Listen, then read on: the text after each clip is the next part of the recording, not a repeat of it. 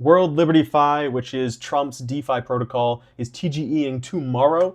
This is a very big deal. Essentially what World Liberty Fi is they are a DeFi platform. And their goal is to essentially bridge between Web 2 users and Web 3 users.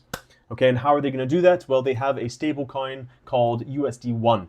USD1 is minting on several chains. You can see here the announcement is saying 50 minutes ago they minted 100 million on Solana, so fresh liquidity. But it's not only on Solana. Here's that transaction, by the way. You can see it being minted. It's not only on Solana, but it's also on Tron. You can see 25 million. It's on Ethereum, 250 million. And then by far the largest amount of USD1 is on Binance, which has just over $2 billion in USD1. This is a big deal because right now there's kind of a stablecoin race. The top dogs here are Circle's USDC and Tether's USDT. But as you can see here, there's a wide list of competitors. So Athena is a synthetic stablecoin. There's PayPal. There's also here USD1 at the bottom, which is issued by World Liberty Fi. Okay, and the reason why this is a big deal is twofold. Okay, the first reason why it's a big deal is that stablecoins allow people in emerging markets, say like Africa or Southeast Asia, they're able to then interact with the dollar, which is really good for the United States. But also, as it says here, these products are in a DeFi environment, so no centralized entity can take your money or freeze your money, kind of, in air quotes.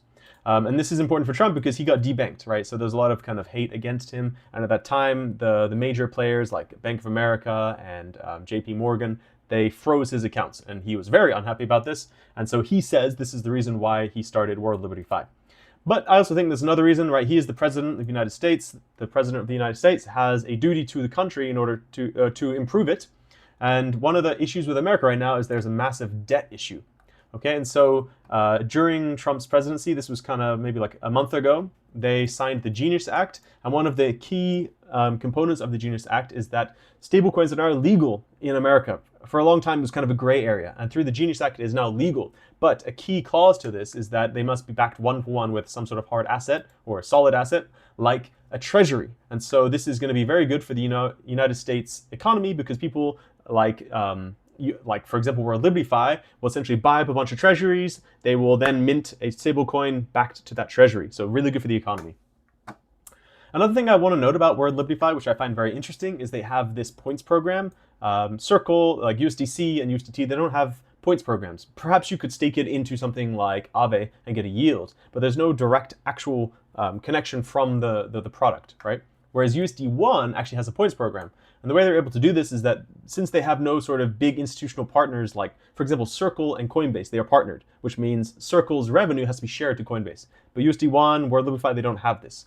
And they are saying that with that revenue, they're able to give it back to their customers. And they've likened this to airline miles or hotel points. So essentially giving you rewards for using their product. And finally, they will be TGEing tomorrow. So I have it right here. Tomorrow, where is it? Sorry. Right here, tomorrow at 8 AM Eastern time. So that's just about 24 hours from the time I'm recording this video. They will be launching on both decentralized exchanges. So think about something like Uniswap, but also centralized exchanges, something like Binance. They haven't actually given this list, but you can assume it's going to be on most of the large centralized exchanges. For example, Binance already has a futures product, and so they're just going to convert that one for one, I'm assuming.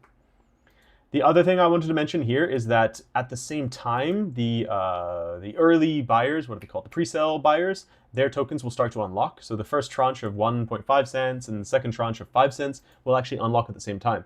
So this is going to be kind of some sort of counterbalance to the price action. So you can see here, this is the chart. So when is this? This is maybe like a week ago. It was sitting at 40 cents. Now it's at 31 cents, so slightly down. But you can assume with most TGEs, the price action pumps. But again, this is also going to be counterbalanced with this price unlock. So good luck, my friends. If you buy this, understand there is a lot of elements at play here. It could pump, it could dump. Just be careful.